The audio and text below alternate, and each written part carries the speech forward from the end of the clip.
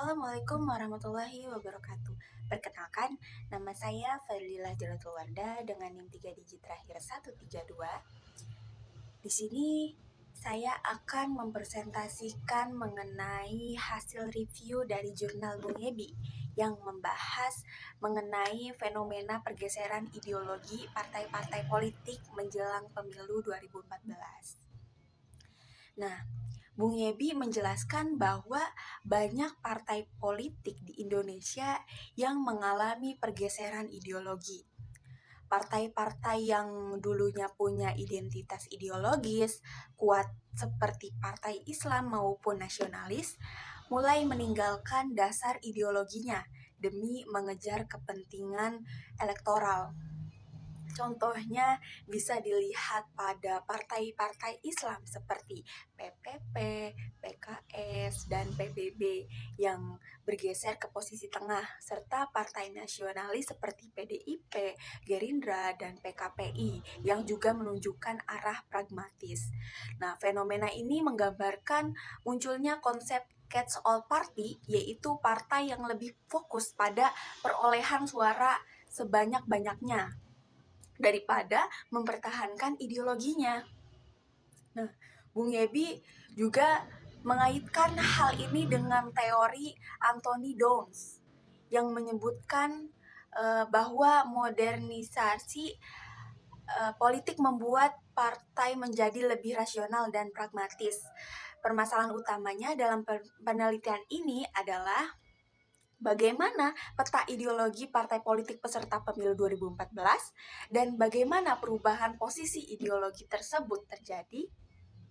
Nah, secara metodologis, penelitian ini menggunakan pendekatan kualitatif dan deskriptif dengan menganalisis dokumen resmi partai, yaitu AD atau ART dari partai-partai peserta pemilu 2014. Fokusnya hanya pada partai-partai lama berskala nasional karena partai baru itu seperti Nasdem atau partai lokal di Aceh belum memiliki jejak ideologis yang cukup jelas. Berdasarkan analisis dokumen dan literatur, Bung Yebi memetakan partai ke dalam 3 posisi utama, yaitu ke kiri yang nasionalis, sekunder yang contohnya PDIP, Gerindra, PKPI, dan Nasdem. Nah, yang selanjutnya ada ke kanan, yaitu lebih condong ke Islam seperti PKS, PPP, PBB, dan PAN. Yang selanjutnya ada tengah atau catch all party, contohnya Partai Demokrat, Golkar, dan Hanura. Dari sisi analisis, ada 3 pola pergeseran ideologi. Yang pertama ada konservatif, yaitu partai yang ideologinya tetap. Namun pada pemilu 2014, tidak ada partai yang benar-benar mempertahankan posisi ini. Yang kedua, ada moderat, yaitu partai yang melakukan penyesuaian ringan terhadap situasi politik seperti PKS dan PDIP.